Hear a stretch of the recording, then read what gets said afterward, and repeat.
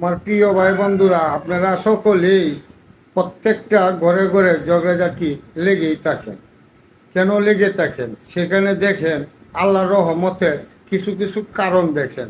আমরা তো আল্লাহরে চিনি না। দেখেন, এক লোক প্রতিদিন জামাই বউ প্রতিদিন ঝগড়া লাগে স্বামীর সি।